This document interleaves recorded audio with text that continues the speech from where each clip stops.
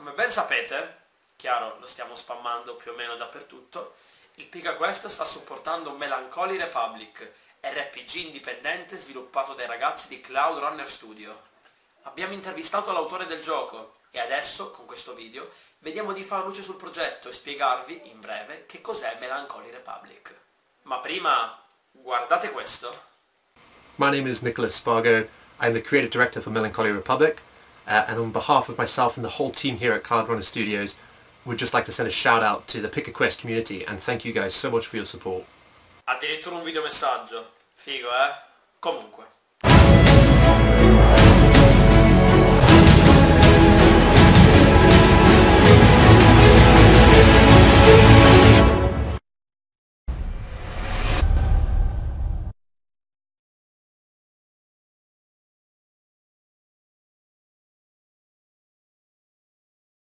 Melancholy Republic è un indie RPG story-driven incentrato sulla trama e l'esplorazione, sviluppato da Cloud Runner Studio, team diretto da Nicholas Spargo in Inghilterra. La trama è ambientata nell'enorme città di Lorna, ideata come tributo alle grandi metropoli degli RPG classici e narrata dal punto di vista di Claire Lockridge, eletta senatrice che decide di combattere direttamente contro la povertà e la corruzione che affliggono il suo paese. Nel corso della sua storia sarà assistita dall'astuto parlamentare Sirius Anagar, fedele servitore del padre della nostra protagonista, Arna Mirabel, sua segretaria, originaria del paese vicino, in piena guerra civile, Alerfeld, e Marianne Donmark, deuteragonista, erede della famiglia che un tempo governava sull'Orna. Graziata dai crimini commessi dalla sua famiglia, è stata nominata guardia della capitale e si schiera dalla parte di Claire per adempiere al suo dovere, con l'obiettivo di espiare i Donmark dalle proprie colpe.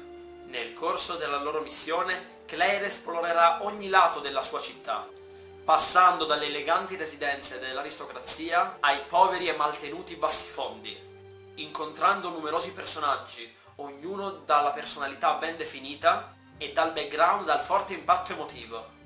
Un'enorme metropoli basata sulle grandi città degli RPG, in particolare Midgard di Final Fantasy VII, che è stata la principale fonte di ispirazione dell'autore. Durante l'esplorazione sarà possibile prendere parte a numerose attività secondarie, come indagini, sequenze furtive e dinamiche di gameplay in cui sfruttare la persuasione e il consenso dei cittadini.